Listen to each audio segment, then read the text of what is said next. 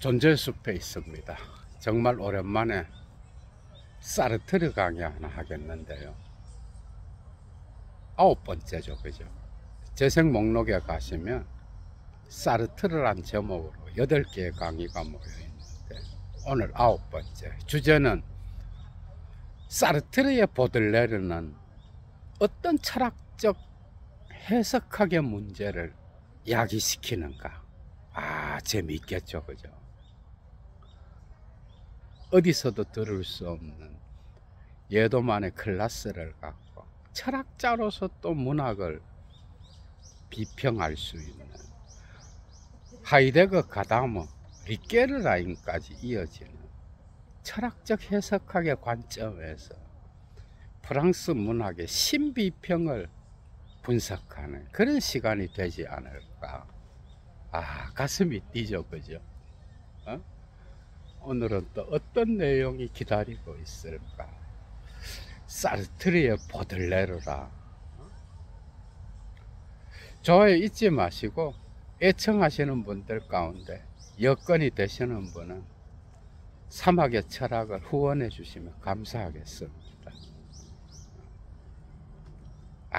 오늘 또 왔다 갔다 하면서 1947년도에 사르트르는 보들레르라는 제목의 작품을 발표하는데요. 이게 나왔는데, 이제 사르트르는 문학가면서 철학자잖아, 그죠? 그 문학 비평의 능력이 아주 탁월합니다, 사르트르는. 그래서 문학계와 철학계 모두에서 관심을 가졌겠죠. 그런데 특히 문학계에서 이 보들레르를 읽고 많은 사람들이 이건 보들레르가 아니라 사르트르가 만들어낸 보들레르다, 이런 불평이 이제 나오기 시작한 거예요. 그래도 문학 비평에는 전통이 있고 형식이 있으며, 그리고 보들레르의 삶과 작품의 연속성이 있고, 지금까지 해석되어 온 보들레르의 세계가 있는데, 어떻게 이런 보들레르를 보들레르적이지 않는 그런 방식으로 보들레르의 세계를 해석할 수 있을까? 이렇게 이제 불평이 일어난 거야. 비평에도 전통이 있는데 그 형식을 다 파괴하고, 마치 사르트르의 작품인 구토와 존재감을 연상시키는 그런 사유와 억구들이 막 나타나고 있거든. 그래서 문학계에서 엄청난 불평을 한 거예요, 많은 사람들이. 그런데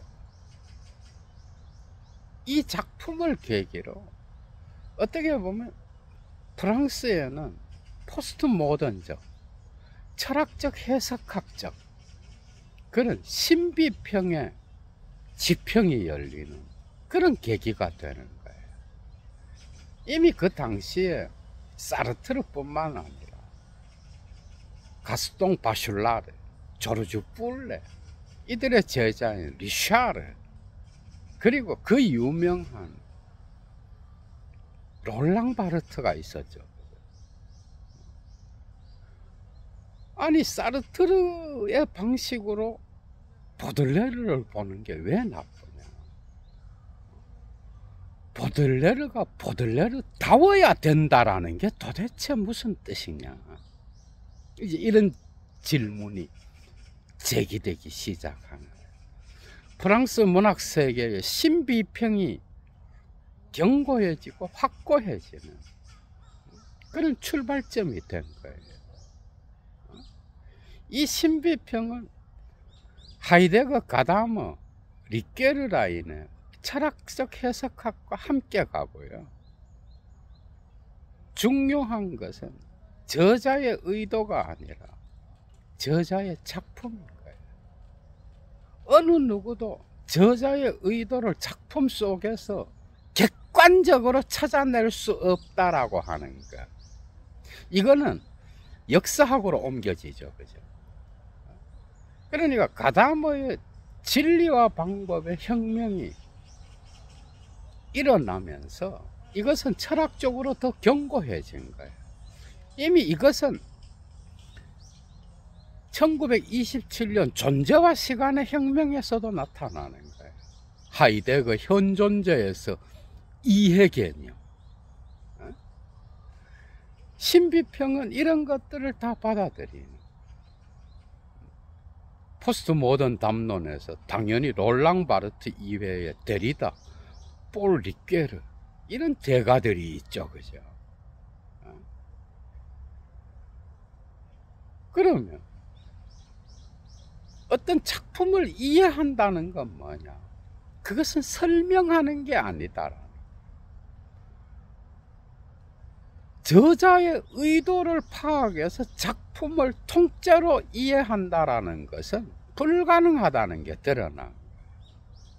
어느 누구도 작품 속에서 저자의 의도를 파악할 수 없는 거예요. 어느 누구도. 그 의도는 사람마다 다 다른 거예요. 비평가마다. 그래서 설명이 아니라 이해가 중요해진 거예요. 신비평에서도 프랑스. 어떤 작품을 그대로 설명하고 그리고 작가의 살아온 삶에 맞추어서 정기와 작품을 연결하여 적절하게 설명하는 것. 이거는 작품을 제대로 비평하는 게 아니다. 비평가는 언제나 작가가 아니라 작가의 작품과 관계 맺고 있다라고. 비평가의 관심은 작품으로 쏠려져 있다라고 하는 거예요. 이게 오늘날의 예술 세계에도 또 적용되죠. 그죠? 저자의 의도. 그래서 가다머와 롤랑 바르트는 공히 저자의 죽음을 이야기하잖아. 그죠? 그리고 또 다른 방식으로 포스트 모더니즘 담론에서 역시 작품을 이해한다라고 하는 거는 작품 안에서의 형성되는 통일적 구조를 통하여 드러나는 작가의 세계를 이해한다라고 하는 거예요. 이때 모든 이해는 비평가 자신의 지평을 끌고 들어간다는 거예요. 여기서 이제 하이데거의 현존재 개념, 모든 이해는 이해하는 자의 거기에를 갖고 그 작품으로 들어가기 때문에 어떤 작품의 비평도, 이건 해석이죠. 그죠? 비평도 결코 완전한 객관성을 얻을 수 없다라고 하는, 이건 오늘날 포스트 모더니즘으로 들어있죠. 그죠?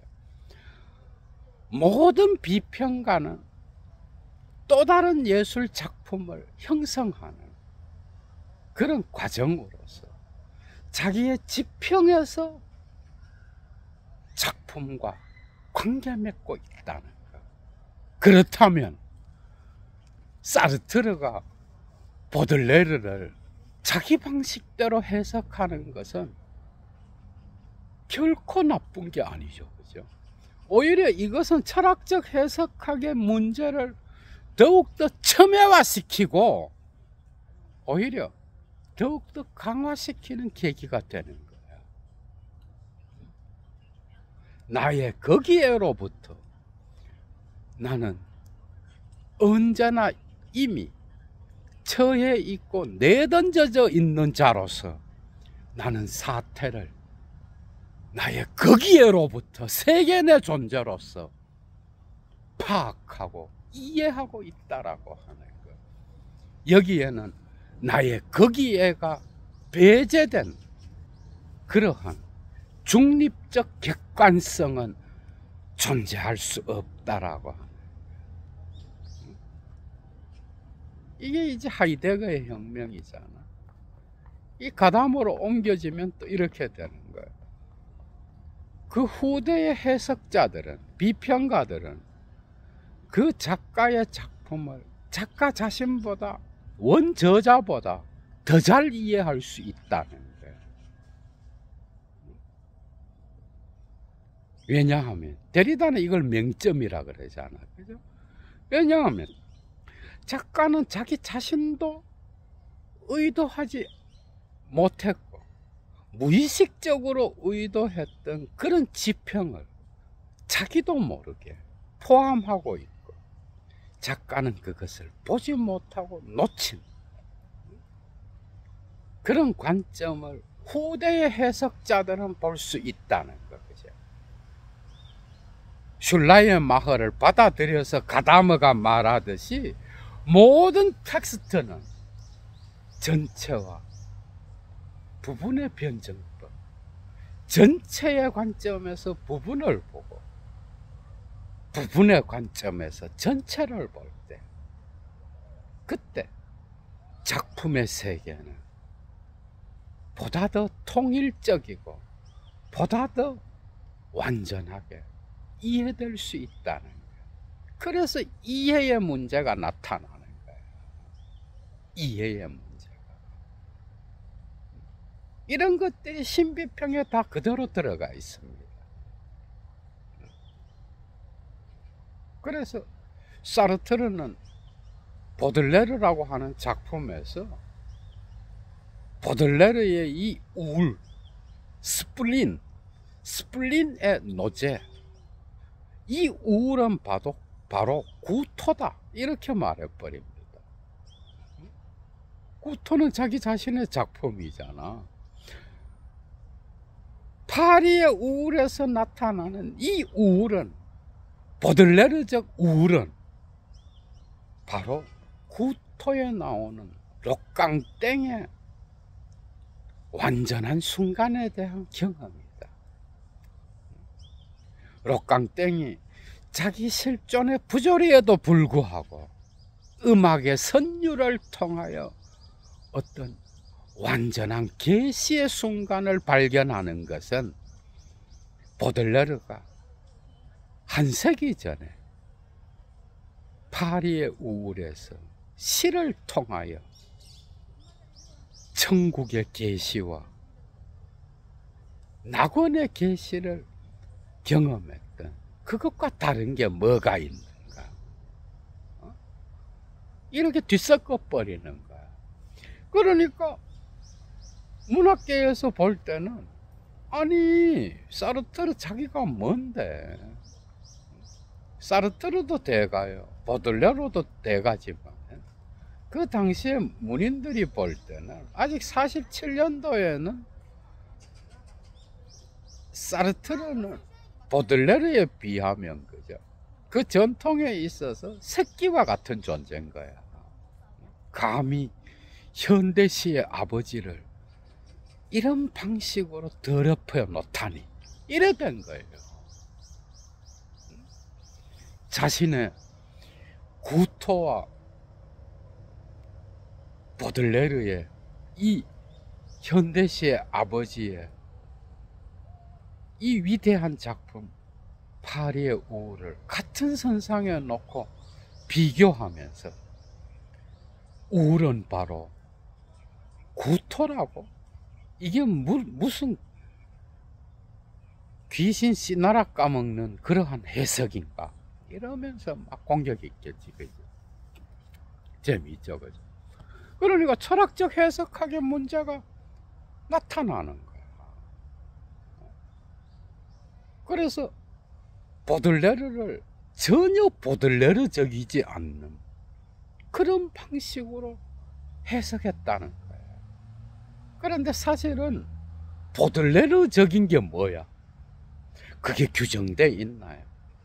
보들레르적인 게 규정돼 있어? 성서를 해석하는 데 있어서, 아니면 불교 경전을 해석하는 데 있어서 불교 경전적인 방식, 그리스도교적인 방식으로 성서와 경전을 읽는 게 따로 정해져 있어, 규정돼 있어. 그 특정 전통에서 지키고 있는 해석의 방식은 있을 수 있겠죠, 그죠? 그러나 그것만이 진리다, 이건 웃기는 개소리인 거예요.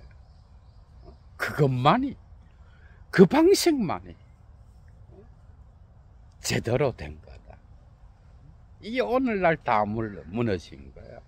텍스트 안에는 수천 수만 가지의 중심이 있는데 특정 중심을 고수하라는 거예요. 보들레르적인 게 뭐냐? 그러면서 사르트르는 침묵하면서 웃고 있는 거야, 그죠?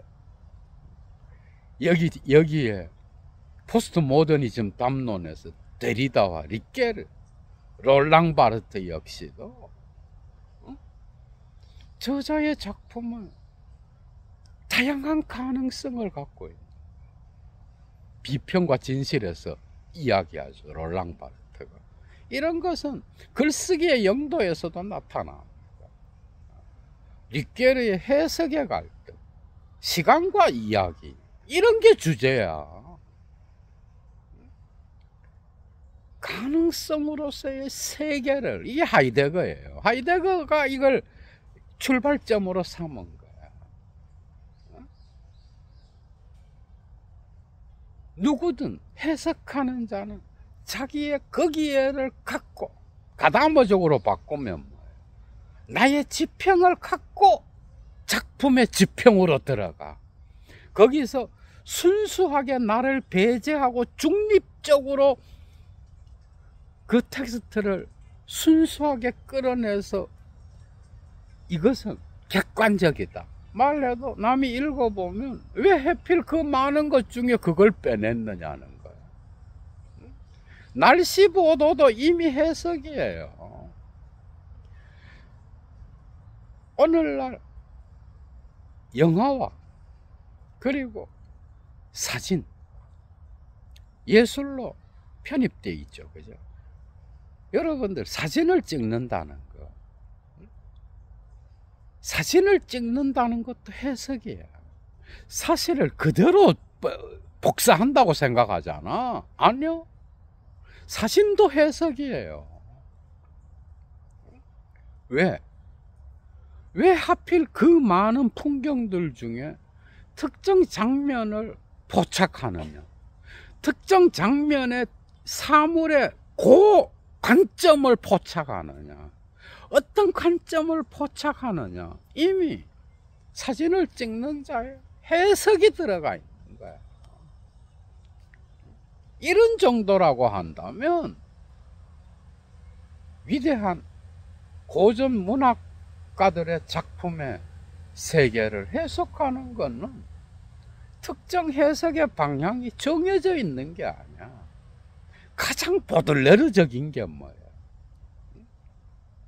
보들레르가 썼던 그 글을 보들레르의 삶에 맞추어서 가능하다면 해석자의 의도를 배제하고 그걸 적절하게 옮겨서 설명해 놓는 게 이게 비평이에요. 이것은 해석이 아닌 거야, 그죠? 그건 역시도 해석이라는 거예요. 그래서 하이데거 이후로 이런 문학과 예술, 이쪽뿐만 아니라 역사학에서도, 그 다음에 심지어 자연과학에서도, 이미 에도가 포스트 모더니즘에서 자연과학의 세계 역시 해석이다. 토마스 쿤도 이야기하고 과학 철학자들이 다 이야기하잖아, 그죠? 이미 양자물리학에서 닐스 보어 자체가 그런 관점에서 양자물리학의 세계를 이해한다는 것, 그건 역시 해석인 거예요. 오펜하이머는 그걸 미학이라 그랬어요. 양자들의, 이 미립자들의 그 움직임, 양성자와 중성자, 그 주변을 도는 전자들의 움직임, 그것 자체가 쉔하이트, 미학이라 그랬어요. 오펜하이머는 프랑스 문학에 상당히 정통해 있었고, 심심하면 문학책을 읽고, 그 다음에 시를 읽고, 자기가 시를 쓰고 이랬잖아. 이 양자물리학 20세기에 이건 역시 해석인 거예요. 양자들의 움직임은 미학적으로 볼 수 있는 거예요. 이런 정도로까지 나가는 거예요. 그래서 보들레르는 향수를 좋아했어요. 그 향수는 존재 자체를 나타내진 않아. 어떤 장미꽃이 저기에 있다면 그 장미꽃으로부터 향기가 이렇게 바람에 날려서 예도의 코앞에까지 와서 냄새를 풍긴다고 합시다. 이때 이 장미의 향기는 어떤 장미 자체는 아니야. 그러나 장미 자체로부터 벗어나서 장미 자체의 현존을 포함하면서 그 존재의 본질을 포함하면서 그것으로부터 벗어난 비존재야.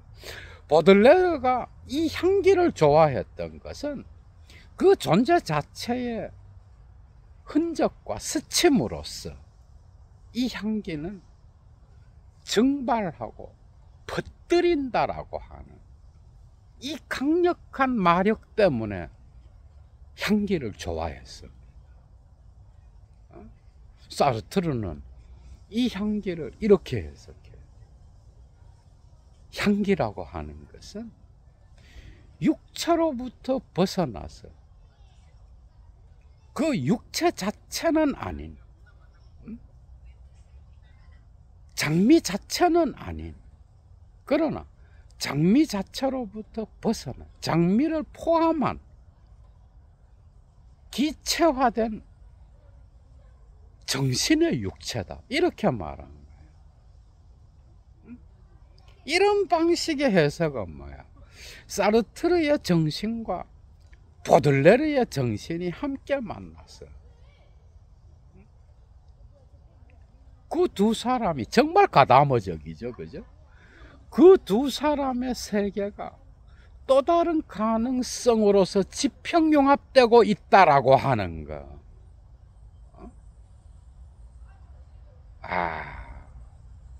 호리존트 펼슈멜주. 이 지평융합, 이것은 또 다른 작품이 되는 거예요. 보들레르와 사르트르가 만나서 또 다른 가능성으로서 새로운 지평을 여는 열린 세계의 예술의 향기인 거예요. 이런 방식으로 신비평은 20세기로 들어오면서 전혀 보들레르적이지 않은 이 사르트르의 해석은 많은 해석학적 문제를 낳았지만 모든 비평은 이런 해석을 포함하고 있다라는 걸 느껴서야 알게 된 거예요.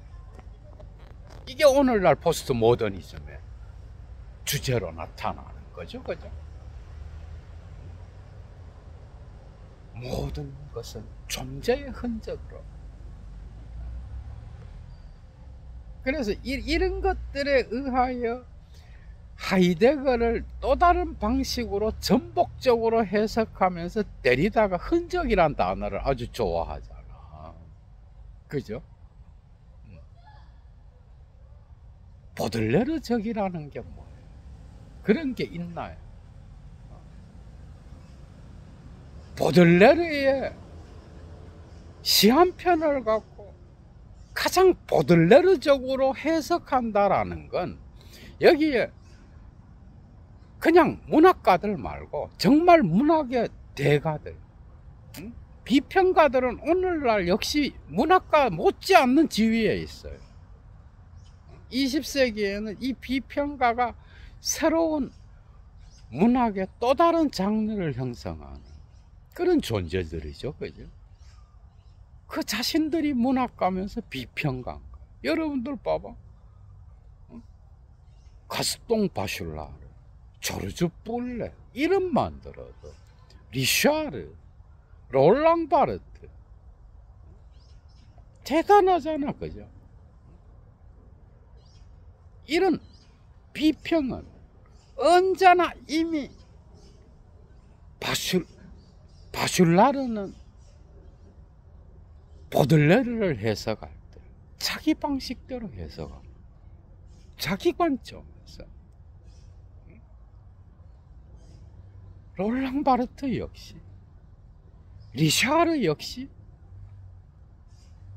조르주 뿔레 역시 각각 다 자기 관점에서 자기의 세계 지평을 갖고 들어가서 보들레르의 세계를 만나서 거기로부터 또 다른 가능성의 진리 사건을, 로고스를 끄집어내는 거야.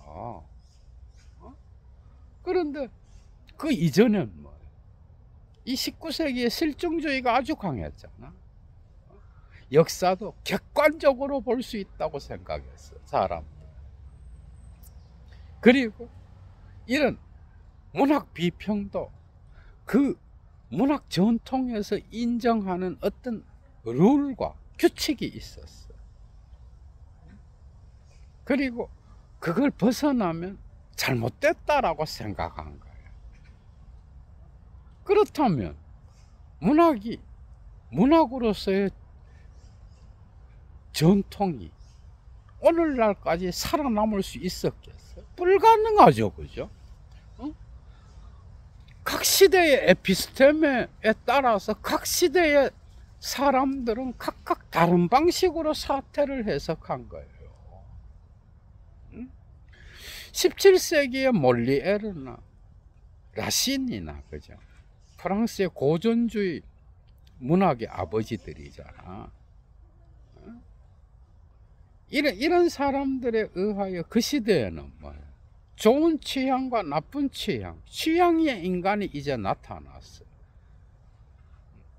18세기 계몽주의와 더불어 그 뒤에 또 낭만주의가 나타났잖아. 그러면서 이 좋은 취향을 비판할 수 있는 비평가들이 나타난 거예요. 근데 그때만 해도 비평가들의 수준은 너무나 얕아서 제대로 비평하는 자들이 없었던 거예요. 예를 들면 발자크의 작품이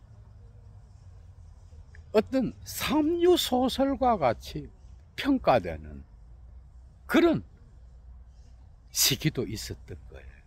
그러나 20세기로 들어오면서 이 비평가들의 지위는 완전 달라져. 어떻게 보면 보들레르 역시도 문학 비평가로서 출발했을 수도 있어. 그죠? 산문시의 발달이라든지 비평가의 역할을 했죠. 그리고 그 이후에도 계속되어 나갔는데 오늘날 확고해진 건 뭐예요? 보들레르적인 보들레르는 없다는 거예요. 이해가 되죠? 그죠? 이것은 이미 과학적으로, 학문적으로 증명된 거예요. 과학 역시도 해석한다니까, 여러분. 그렇다면 진짜 보들레르는 누구인가? 진짜 보들레르가 어디 있어? 그리고 이 보들레르를 자기 방식대로 바꾸어서 해석했던 이 사르트르는 어떻게 보면 신비평에서 아주 중요한 역할을 하는 거죠. 롤랑 바르트는 그걸 더 견고히 하잖아. 그죠? 이런 것들이 독특하게도 이 시대별로 같이 가는 거야. 독일에는 가다머가 철학적으로 딱 이걸 받쳐주는 거예요. 다양한 가능성만이 있는 거예요. 그 세계를 다 건져 올릴 수 없어. 다 건져 올려도 그건 다 해석될 수 있는 게 아니에요. 왜? 그 저자 역시도 그의 삶의 지찜 레벨, 삶의 자리로부터 해석한 거기 때문에 이해가 되죠, 그죠? 이 존재론적인 걸 알아야 되는 거야. 그래서 해석자는 저자의 의도를 텔레파시, 낭만주의적 해석자들처럼 텔레파시와 같이 이렇게 들어가서 파악해서 그걸 끄집어내서 이게 주제다 할 수 있는 게 아니라는 거예요. 여러분들 생각해요. 하나의 명사, 그죠? 어떤 향수, 봐봐. 보들레르의 향수의 개념과 사르트르가 해석하는 향수가 뉘앙스가 다르잖아, 그죠, 여러분? 하나의 명사만 갖고, 나무도 그래, 나무도. 어떤 문학가는 그 나무 자체가 뿌리로부터 수액을 받아서 뭔가 이 우주의 존재를 비상하는 생명력의 비상으로 사유할 수도 있고, 그 나무는 죽은 것으로서 존재 전체의 배경에서 하나의 어두운 배경이 될 수도 있는 거예요. 특정 사진 예술가가, 그죠? 특정 장면을 찍는 것 자체, 그 찍힌 장면을 보는 거, 그건 역시도 해석하는 거예요. 그 예술가가 왜 찍었는지 그 의도를 보는 자가 맞췄다 그래도, 그죠? 그건 거기서 끝나는 게 아니에요. 이해가 되죠, 그죠? 왜? 그 의도는 천명이면 천명 다 다른 식으로 볼 수 있어. 왜? 사진을 찍은 예술가 자신의 삶의 지평에서 그가 나는 이렇게 해서 요 장면을 포착했어, 이렇게 말해도 그가 무의식적으로 놓치고 있는 지평이 있는 거야. 삶이라는 건 이렇게 다층적이에요, 여러분. 그래서 오히려 저자 자신보다 저자를 더 잘 아는 게 바로 후대의 비평가들이요, 해석자들일 수 있다는 거예요. 이 모든 해석을 열어두고 다양한 관점들을 모아서 그것을 갖고 다양한 방식으로 대결시키고 결합시키고 조화시키고 하는 것은 사태를 더욱더 분명하게 만드는 하나의 길이라고 하는 거예요. 니체가 도덕의 계보학 제3논문에서 말하는 것처럼 그 다양한 관점, 다양한 방식으로, 다양한 가능성으로 긍정하고 그 모든 다양한 중심들을 인정하는 해석, 이게 이제 오늘날